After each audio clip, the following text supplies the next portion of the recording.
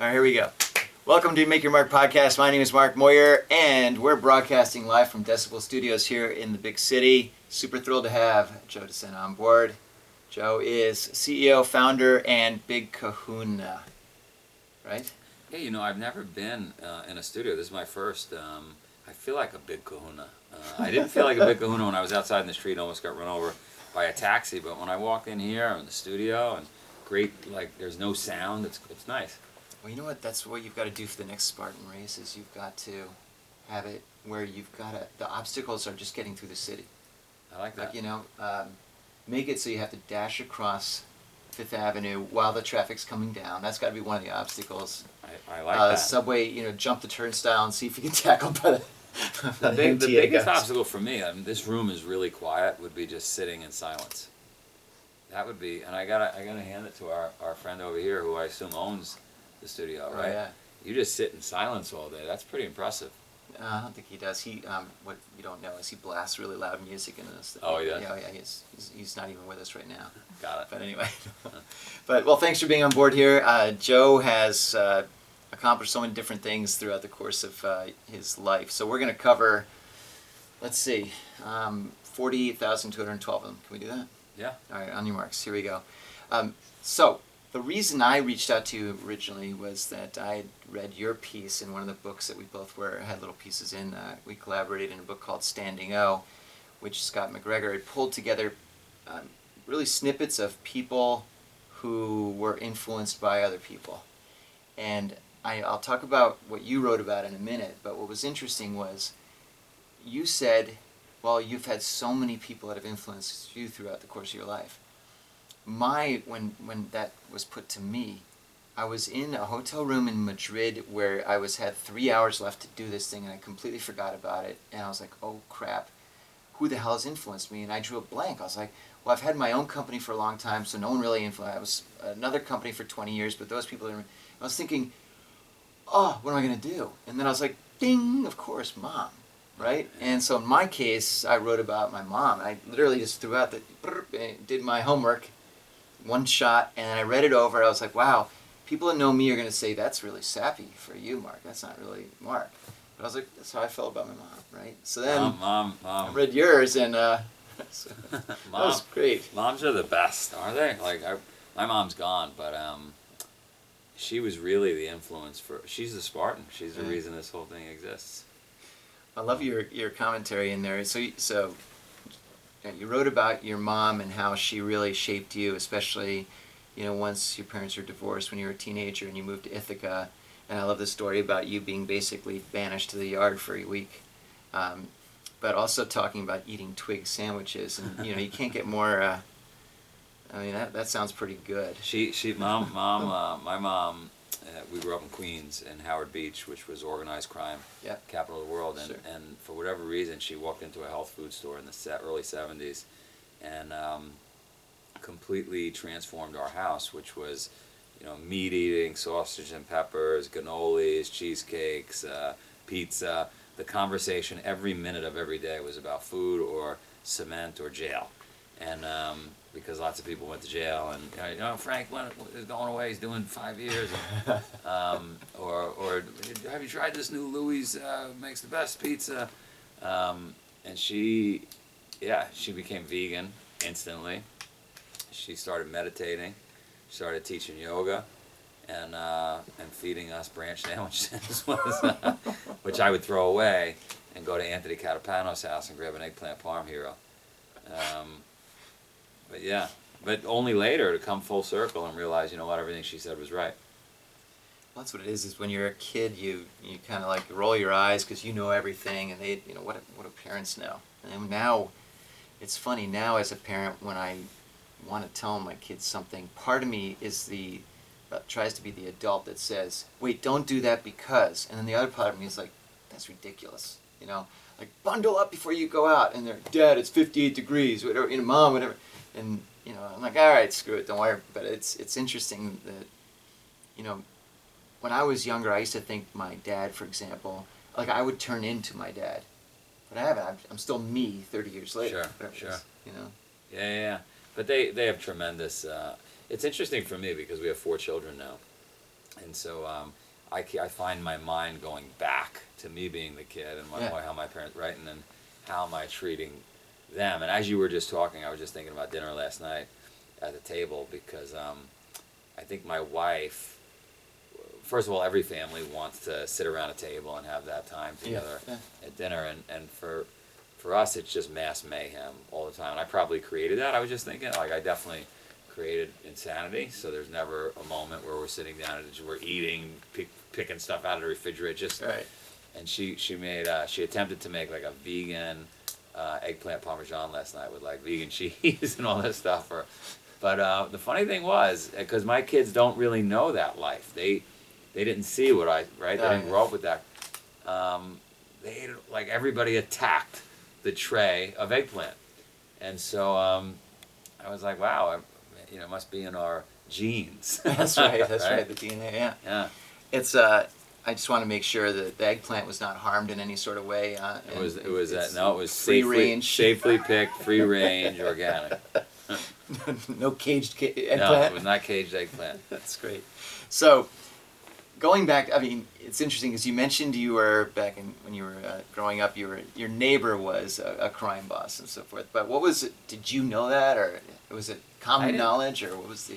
I didn't. It depends what age I was. Right. When I was very young, I used to go visit relatives in jail, and my grandfather and my mom, everybody said, "Oh, we're going to the army." They didn't want to tell me what it was, right? Oh. And go talk to the Japs over there. Like, literally, they had created this whole narrative that when we went to visit folks, we were going to the army. And then later, as you get a little older, you see a couple of movies. Maybe I saw The Godfather. Who knows? You start to get it, and then the kids start talking at school about the bosses. And it turned out our neighbor had the nicest house, had all the nicest cars, was a big guy. At some point before I was 11 or 12, I knew he was the boss. 4th of July, I kid you not, a tractor trailer would show up of fireworks. Yeah. It was Right. it was the leftovers of whatever they didn't sell. Oh, interesting. And we would pour. It was the entire block would get involved, but the tractor trailer would show up, and we would pour gasoline on the street itself, light it. Okay, think about how insane this is, and then not even unpack, because there wasn't enough time to just throw it into the fire, and stuff was shooting in every direction. People A taking car cover. blew up one year. Oh my God. Roofs would catch on fire. I mean, it was complete insanity. It was Now is this neighbor holding court, sort of like sitting back and He would hold smoking a court. cigar, whatever? He had a little lawn chair. Yeah. And he was a big deal. And he only had daughters, 3 daughters, and I filled a role, I think. Became friends with him, not really understanding it, and then he got me started in business. Yeah, I saw that. Yeah. Well, tell me about that. Yeah, my dad, my parents were going through tough times. They got divorced, and he said, "Hey, why don't you come over on Saturday and clean the swimming pool? I'll pay you $35." And so I came over. I didn't really know what I was doing. He started teaching me lessons. I mentioned one to you when I showed up in the lobby downstairs, which was, if you say you're going to be at the house at 8 a.m., you show up at 7:45. Yeah. If you say you're going to clean the pool, you also clean the rest of the yard. Also, even though I'm not paying you for that, straighten up the lawn furniture, straighten up the shed. Make yourself invaluable, so when I get home, I'm like, this kid's unbelievable. And never ask for money. Never ask. You'll get paid if you're supposed to. And counterintuitive for a lot of kids in business today, people in business today. Why wouldn't you? I don't understand. If you did the work, why wouldn't you ask for money? It's just what I was taught. And later in life, by the way, jumping ahead 10 years, another boss I was supposed to do work for. You can look them up if you're listening. Gas Pipe, they called them, in Mel Basin, which is a little neighborhood in Brooklyn. I was going there to talk to him about putting a pool in. I was waiting. I was told to wait outside. Waited outside for like 10 minutes, 20 minutes, an hour, 2 hours, 3 hours. I was afraid to leave because I knew what I was dealing with. It came out later. The reason he never came outside. He was killing the architect inside the house at that time. It came out later in the news when. So, because the architect had asked for money, Oh, Jesus Christ. felt he wasn't paid on time. Wow. So You learned, yeah. don't ask for money. Point well taken. Now, did he ask you to not necessarily clean the pool, but maybe clean up? No, I never. You know what? I had great relationships with all the husbands and wives. I had 700 customers at one point. It went all the way from the business went from Brooklyn all the way out to the Hamptons. And I would say there was at least 50-60% those kinds of folks that were involved in that, and then the rest were business owners. They owned pizza places, cement companies. You mentioned cement earlier. Yeah, lots Talk of cement. to me about cement. You know what? I just love masons. I just love folks that do masonry work. They're just hardcore. They're Spartan through and through. Something about lifting stones all day. I get so excited when I see stone, especially old stone buildings, because I just know I did so much stone work growing up and in this business I was in that I just appreciate it. Was that part of that like pool landscaping sort of thing with waterfalls or whatever? Waterfalls and pavers around bricks and then a lot of my friends my age were sons of masons. Yeah. So then they were doing brickwork and cement work and I love that. I love welding, steel. I don't know. Very on brand for Spartan. Yeah, I was gonna say. Yeah. Right. Yeah. Now the pool business. What made you decide? All right, you know what? I've kind of done every pool I can. I was really fortunate. My mom moved to Ithaca, New York, to get my sister and I away from that environment, which was obviously not a healthy environment. And I kicked and screamed because I didn't want to leave the neighborhood. And once I learned who these people were, I wanted to be like them, right? I wanted to be around them. Right. Respect, money, nobody's going to fuck with you. And but we were moving to Ithaca. And so in Ithaca, I didn't really know much about colleges. Again, another term used for prison was college. Oh, he's going to college. So I didn't really know much about colleges, but in Ithaca, there's Ithaca University and there's Cornell University. And I ended up fighting my way into Cornell. While I was there, I met an Italian guy who I clicked with right away, who had graduated years earlier, was retired. And he took an interest in me. He saw maybe a little bit of Italian sparkle, and definitely saw a hustle in me and begged me from before I graduated for 4 years post-graduation, every month, on the day, when are you going to sell this business? When are you going to go to Wall Street? You got to cross the river, you got to go to Wall Street. And I wasn't really listening to him. Young people don't always listen to older folks, and I didn't know much about Wall Street, and I had this great business, and I had these customers that kill people for a living. And so who was better than me? And then one day he called me, and he gave me a stock tip. And I was making money at the time. The business had really grown. And how old were you at this point? I'm gonna say 24, 23, 24. Okay. And so I purchased the stock, first time I'd done anything like that, and I made a lot of money in 24 hours. Oh yeah. And it was just a fluke. And I said, wow. It's that easy. I got to get rid of this business and go to Wall Street. Yeah. And so then I went on my pursuit to try to secure a job, which is not easy, because again I didn't really know people there. I had already been out of college for 3 or 4 years. It was late, and I was a pool guy at the end of the day, right? I was doing masonry work. I wasn't a financier, but I made the pivot. I took 20 steps backwards. I sold the business, got a job not far from where we're sitting right now, and built a career on Wall Street. Yeah. So, what was what area did you specialize in Wall Street? What was your expertise? I didn't really know I didn't know anything when I got there, and so I was very fortunate in that I got to work in a unofficial training role where I learned how to sit on the trading desk, how to go down to the New York Stock Exchange, and take orders down there, how to write research reports, how to do some basic investment banking.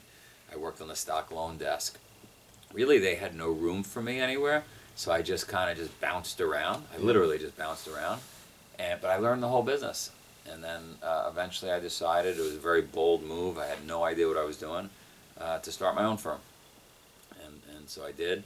I had an idea, and it didn't work at first, but then it worked.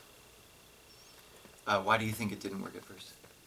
It didn't work at first because I, at some point the student thinks they're smarter than the teacher, and I just thought I knew too much, and so I made some fatal mistakes, but then recovered, and built a thriving business for the following decade. So what got this going? What got Spartan started?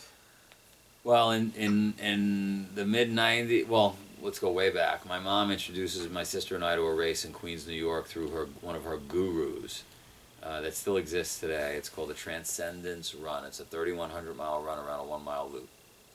3,100 mile? Around a 1-mile loop. Okay. So for 50 or 60 days, people just run around this loop. Okay. And it's really meant to show how strong the mind is. And so so I had that in the back of my head. Fast forward, moving to Ithaca, I'm building a business, I sell it, I go to Wall Street, and my mother's teachings come back into my mind.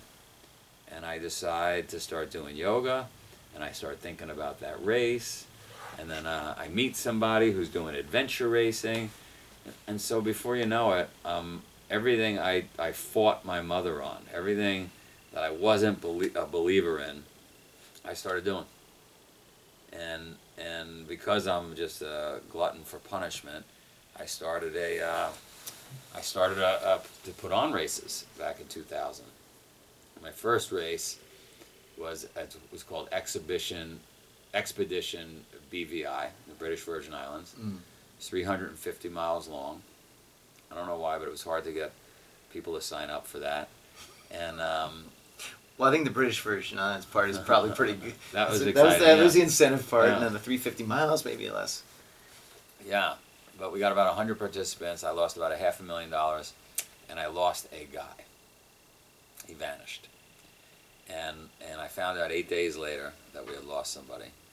And when I started to investigate, we got the Coast Guard involved, and folks started recounting what they had seen, where they had seen him last 8 days earlier. And apparently he was in a little dinghy. He had cut himself and was going to get stitches, had to go to another island, and drifted away. The dinghy didn't start apparently, and he drifted away. And the Coast Guard, now in those 8 days where we didn't know this person was missing, he was on our staff, okay? He Remind me not to be on your staff. Exactly. The worst storms the BVI had seen in 10 years had rolled in. Wow. So the likelihood that this guy was dead. Yeah. And Coast Guard finds him 150 miles away. Wow. He had drifted to a deserted island, Little Tobago, and he was eating crabs and drinking from bottles of water that had also drifted to that island. No kidding. And they brought him back, and I thought for sure we were going to be in trouble, but all he wanted was dinner. So I said, buy this guy dinner. But it was written up in Sports Illustrated as the real survivor, because at that time that movie Survivor was out. Yeah. And then from there, I wish I could say it was all uphill. It was a disaster.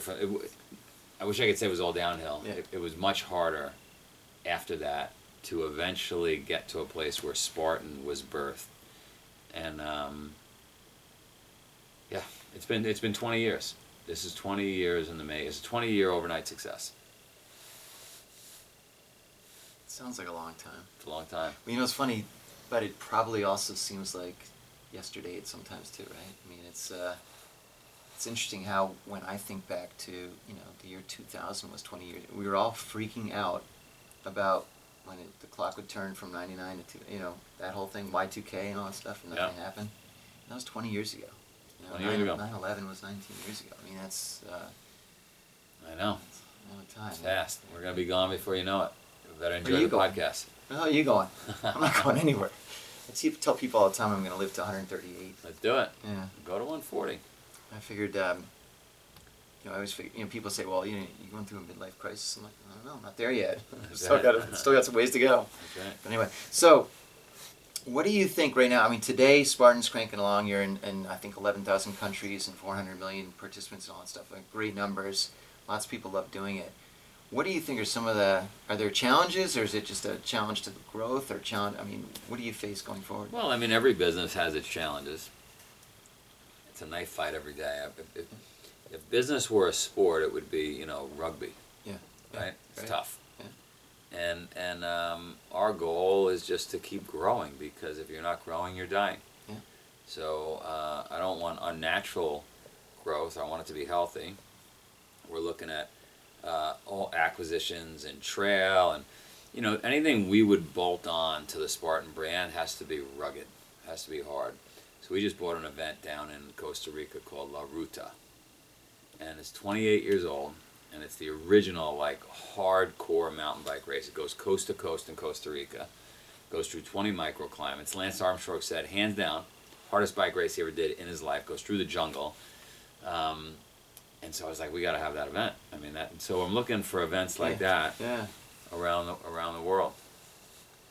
I I know you've spoken to him before, Robert Owens, and I think you called him the fittest 66-year-old in the world or something. Yeah.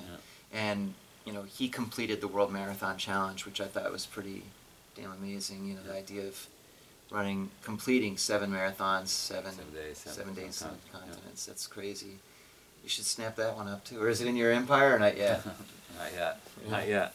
That to me, when your first marathon is Antarctica, I mean, and the way it was described was that you basically you get off the airplane, you run 26 miles in some giant loops on Antarctica. You basically run right back onto the airplane. It takes off and goes to the next stop was Cape Town, South Africa. And he said that the temperature difference, it was 90 degrees in Cape Town and it was minus whatever. And he said everybody's feet swelled way up because it just, the conditions are crazy. I love it. Yeah, I knew you'd love that. You're like thinking maybe I should make a phone call or two. But, how do you today get the person, let's say like me, who really, my version of a triathlon is couch, clicker, beer. That's a terrible triathlon. Well, I'm aware of that. But how do you convince me to get my butt out to I don't know if you're convincible. I don't know if you're convincible. I mean, from a business perspective, let's answer that question. Yeah. You want to spend your dollars, if you're us, targeting and talking to the people most likely to take it on. Yeah. Right? More like the guy that did the 7 marathons, 7 continents, 7 days. If you're really happy with the couch, the clicker, and what else? The couch, the beer, and the beer. You're a tough sell, but the majority of the first world is you, and so hopefully I get to one of your friends, and then one of your friends talk about it, right, and then maybe you get a little jealous or interested, and that gets you there. And then, in most cases, once you do it, and this is not self-serving when I say this is for the audience. Once someone does it, it's like, oh my God. Like for me, I know what it feels like to be feeling great, right? Being at peak performance. And so if you know that feeling, you always want to get back there. right. But if you don't know that feeling, a lot of people don't know that, right? Because they just never, again, my mother introduced me to a 3,100-mile run, and I was 11 years old. A lot of people have never seen that. Right. Our children, we have 4 children. My oldest boy ran Boston Marathon at 8. His brother ran New York Marathon at 7. Wow. Right? Now, it sounds crazy, but there are many villages, many places in the world that kids walk 13 miles to school. Yeah, right. It's no big deal. Yeah. but they know what it feels like to feel great, to push themselves. And so my hope is again, people get out there, they feel it, and they're like, oh my God, this is literally life-changing. And then they inspire 2 people. And then those 2 people inspire 2 people. I mean, that's the way it works. Well, I think the biggest potentially roadblock to getting God, I hated that you looped me in with those people, but anyway, but is when you describe, or not you, but the marketing is all about, this is the toughest race you'll ever be in, this is the toughest thing, blah, blah, blah. Well, so to the fitness people that are involved with that all the time, they love that challenge, right? But maybe for the people on the couch, they're thinking, well, if it's that tough, forget it, man, you know? So I think, but I agree, once you do it, you're hooked. It's got to be tough. Everybody's instinct, including mine, was let's lower the barrier. Yeah. Let's make it easier. Let's make it seemingly less hard in the imagery and the copy. And the problem with that is that when somebody comes across the finish line, it's got to mean something. If it doesn't mean something, you're not doing it. Right. I don't know if you want to say this or not, but is there does everybody complete it? Do half the people complete the race? Is it like a... It's probably 75% Yeah. completion rate. But it's more about like what is your time versus my phone's been ringing off the hook while I'm here. Sorry. What is your time versus your previous time versus your friends? It's interesting to see how you stack up versus the world. Right. Right. Now, who gets involved with designing the course? I mean, do you ever touch that stuff anymore? Or In the early days, I did, but my team is a lot smarter and a lot better than me, a lot more creative. Yeah. They do it. And how often do you yourself get involved with the races anymore, or do you? Or I'm pretty involved. I mean, I'm at races. I'm not racing against the elites, right. but I'll carry a kettlebell or a sandbag around the course or something. That's my thing. I like to suffer. Just thinking that's a great line of T-shirts. I like to suffer. Yeah, that's me. Now, in terms of the preparation for somebody, let's say I wanted to do it. Yep. I mean, let's say it. I do want to do it. I'm City happy. Field. I'll be there. Why don't you, to your listeners and your viewers, why don't we say anybody that wants to join you, they have 1 week to commit from the time this is published, and I'll just give you a bunch of free entries. So there's no excuses. I'm taking away all the excuses. April, City Field. Was that an excuse to the free part, or the part where just getting you off the couch part? But now, but in all sincerity, what do I need to do, in your opinion, to train? I mean, do I need to beforehand? Do I need to be in like great shape? If you walked, I tell everybody, if you walked 1 mile per day, outside of any walking you do, like a focused, purposeful 1 mile per day, 30 burpees, and 30 of the best pull-ups you could muster up. A lot of people can't do pull-ups. It's okay. Yeah. 1 mile, 30 and 30. That's all you'd need to do. If you were hustling, that would take you like 13 minutes. Okay? Right. If you can't give yourself forget about me. If you can't give yourself 13 minutes a day, stick with the clicker, the beer, and the couch. Okay. And well, I mean, I've time to do both, honestly. So I mean, I can do that, but I'm breaking your heart. You're like, no, you're not listening to me. But I think that especially in a city environment, it can be challenging to exercise. I mean, not that that's an excuse, but it is an excuse. And but obviously, you also, when you're walking around, you see loads of people on the way to the gym. All right, if you live in the city, why don't you just take the stairs instead of elevators? If you did that, you'd be in the best shape of your life. Just commit to stairs from now on. Damn it. I used to live on the 18th floor, but now I'm on 4, so I'll just do it a few times. I'll go back and get 4. That's all right. I'll do it a few times anyway. That's all right. No, that's great. One of the things I like to do is, I'm a team sport guy, so I do play ice hockey, and that can be somewhat. I mean, that's a pretty good workout. But it's a great workout. Yeah. Did you ever play at all? I didn't play not well. I didn't play hockey well. Well, I'm still horrible, but I still it's a lot of fun. It's you know, it's funny when you play a sport like that, you really appreciate the talent and the skill set that these guys and men and women have. It's you know, I was at the Rangers game last night, and it was a good game for them. But whenever I hear the fans boo, I want to say you have no idea how hard this is to do. Right. And it's like that with a lot of the sports that when we see, you know,